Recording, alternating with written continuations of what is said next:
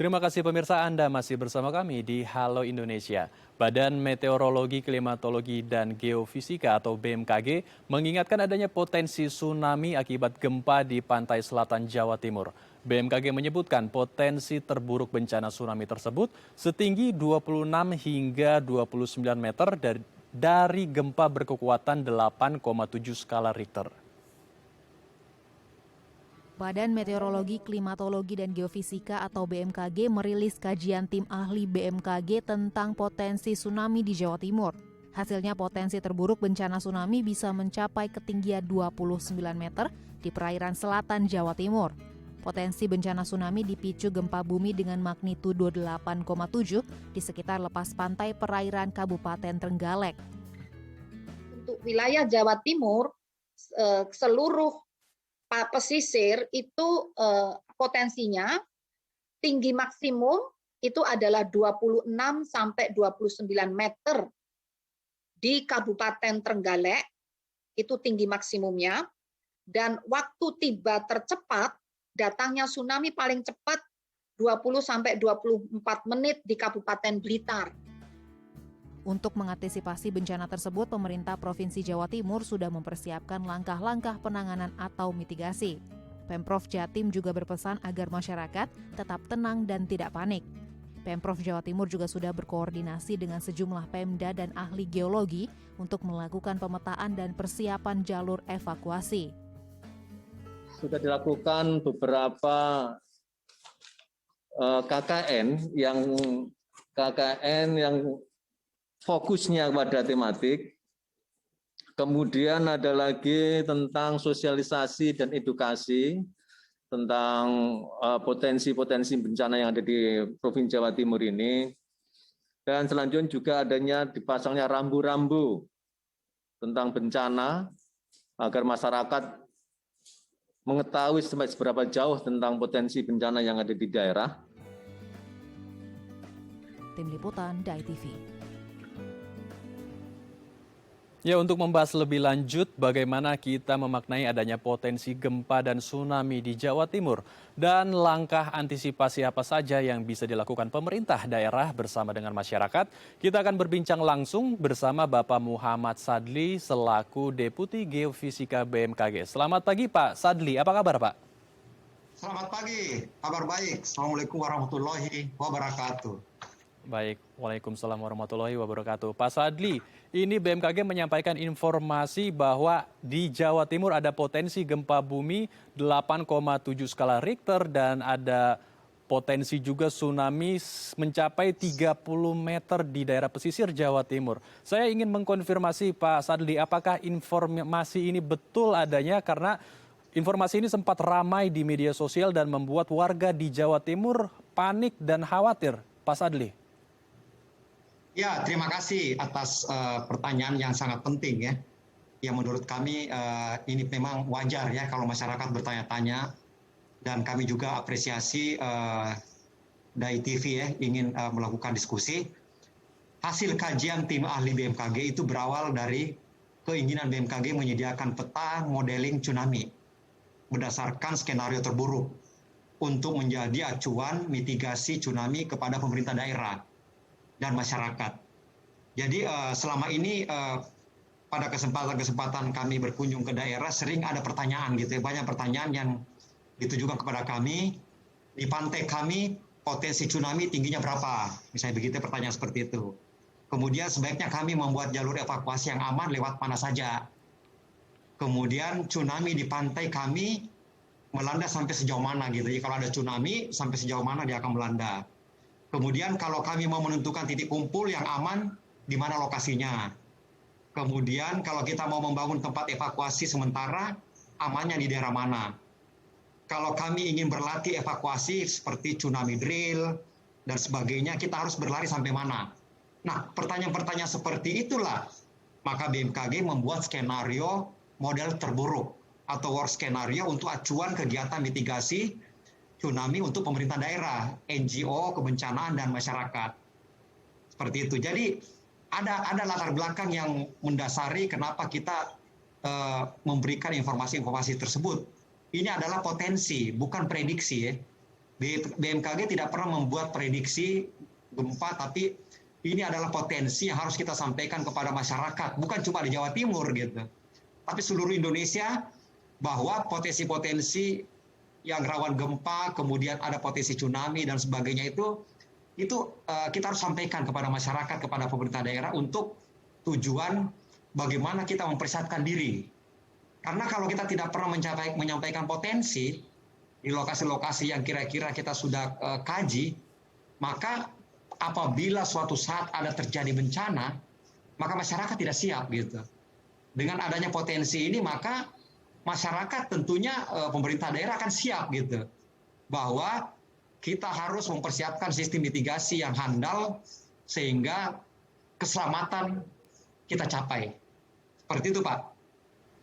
Baik, jadi ini hanya potensi ya, bukan prediksi, dan ini juga sebagai evaluasi untuk kita semua dan pemerintah daerah beserta warga agar bisa membuat mitigasi bencana sehingga bisa meminimalisir adanya dampak besar jika suatu saat terjadi bencana di daerah Jawa Timur.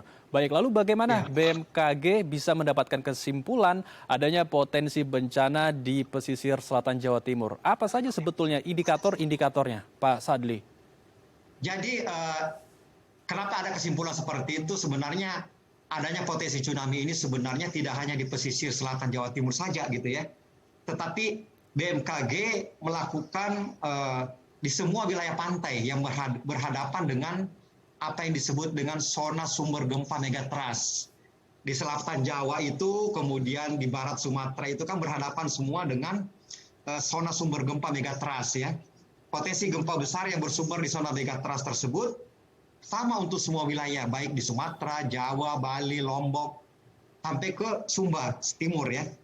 Bukan selatan Jatim saja gitu. Jadi adanya potensi gempa dan tsunami ini karena sumber gempa megatrust di selatan Jawa Timur mampu membangkitkan gempa besar skala magnitude 8.7. Sebagaimana tadi disampaikan di awal oleh Kepala BMKG dalam acara webinar ya yang ditampilkan tadi. Jadi magnitudo sebesar ini jika dijadikan masukan pemodelan tsunami dapat menimbulkan tsunami yang cukup tinggi di pantai dan landaannya juga relatif jauh. Jadi kalau ada tsunami cukup tinggi, kemudian inundasinya itu sampai ke darat itu cukup jauh gitu. Ini kita perlu sampaikan gitu. Jadi kita melakukan simulasi dengan worst case. Jadi kasus terburuk ya. Kenapa kita lakukan seperti itu? Karena kalau terjadi, betul-betul terjadi, maka masyarakat sudah sangat siap gitu, pemerintah daerah juga. Ya kita sampaikan simulasi yang worst case, sehingga kalau terjadi kita sudah siap. Kalau tidak terjadi, alhamdulillah. Namanya potensi ya. Potensi itu bisa terjadi, bisa tidak. Tetapi seperti arahan Bapak Presiden Republik Indonesia pada beberapa waktu lalu, bahwa Bapak Presiden meminta bahwa BMKG harus memberikan informasi kepada masyarakat tentang potensi-potensi tersebut.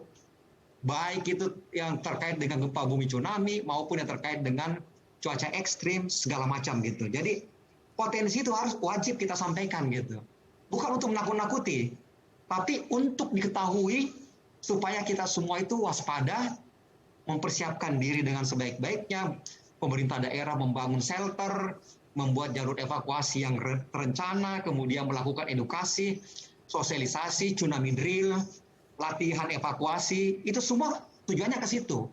Jadi bagaimana mengoptimalkan, memberdayakan pemerintah daerah dan seluruh stakeholder supaya bersama-sama kita untuk menjaga atau untuk mendapatkan keselamatan yang kita idam-idamkan, yaitu kalau ada bencana terjadi, maka kita bisa antisipasi sehingga zero victims kita dapatkan gitu, atau tidak ada korban jiwa gitu. Demikian Pak. Baik, ini jadi seperti menyebarkan kesiapsiagaan bencana ya kepada masyarakat luas. Lalu pertanyaannya Pak, karena kita berkaca dari beberapa pengalaman kita ke belakang seperti bencana di NTT, banjir bandang di sana, warga di daerah tersebut sepertinya masih minim dengan literasi kesiapsiagaan bencana. Lalu apa saja yang harus dilakukan oleh pemerintah daerah di Jawa Timur dan masyarakat setempat agar mereka memiliki edukasi kesiapsiagaan bencana sehingga ketika nanti terjadi bencana, mereka sudah tahu apa yang harus dilakukan sehingga bisa meminimalisir dampak berat yang ada di daerah tersebut? Pak Sadli? Ya, terima kasih. Ini pertanyaan sangat mendalam ya. Kalau menurut kami, justru itulah kami di BMKG tidak henti-hentinya terus berkolaborasi, terus mendorong pemerintah daerah untuk mempersiapkan diri dengan sebaik-baiknya. Bukan BMKG sendiri, tapi ada BNPB juga. Berdasarkan peraturan Presiden nomor 93 tahun 2019 tentang penguatan dan pengembangan Sistem Informasi Gempa Bumi dan Peringatan Dini Tsunami atau INATIUS di Indonesia, di situ sudah jelas di dalam Perpres tersebut bahwa ada dua komponen struktur dan komponen kultur. Komponen struktur itu di situ ada BMKG sebagai focal point. Di situ ada Kementerian SDM, Badan Geologi, ada BPT, ada Badan Informasi Geospasial. Ini terkait dengan pengembangan teknologi untuk pemantauan gempa dan bagaimana potensi tsunami. Sehingga kita mengembangkan alat-alat memasang sensor di laut oleh BPT, oleh Badan Informasi Geospasial, kemudian memasang sensor di darat, seismograf oleh BMKG, kemudian Badan Geologi memberikan informasi tentang pemantauan gunung-gunung api bawah laut. Yang itu juga disinyalir apabila terjadi erupsi, ada longsoran di laut, maka itu bisa membuat tsunami. Tsunami bukan karena gempa. Sehingga kita harus memantau bagaimana erupsi gunung api tersebut. Ini sinergi yang sangat positif ya, sinergi nasional. Kemudian ada di bawah yang kultur itu downstream. Itu ada BNPB sebagai focal point, BPBD, Pemda, TNI, Polri, ada 18 institusi di situ. Kementerian Sosial, Basarnas, dan sebagainya gitu. Ini untuk bagaimana caranya setelah mendapatkan informasi dari BMKG yang kurang dari 5 menit atau 3 menit sekarang, 2-3 menit, bisa segera langsung eksekusi gitu. Apa yang harus dilakukan oleh Pemda, BPBD, Pusdalops setelah menerima informasi gempa bumi apabila ada potensi tsunami, maka Pusdalops berkewajiban untuk memberikan informasi untuk evakuasi kepada masyarakat pesisir dengan misalnya membunyikan sirine, melalui radio broadcaster dan sebagainya, orari atau cara lain gitu ya, sehingga masyarakat bisa segera melakukan evakuasi yang berada di pesisir untuk mencari tempat yang lebih tinggi. Nah, ini semua butuh sinergi gitu, butuh kerja keras dari kita, terutama yang ada di hilir downstream, di mana di situ ada masyarakat gitu ya. Bagaimana caranya informasi itu bisa sampai segera dan bisa bagaimana mempersiapkan jalur evakuasi sehingga masyarakat itu tidak bingung gitu loh, di mana dia harus lari, di mana dia harus menuju ke tempat yang aman. Kemudian shelter-shelter yang sudah disiapkan gitu, kemana, tempat tinggi atau apa, atau ada bukit di situ.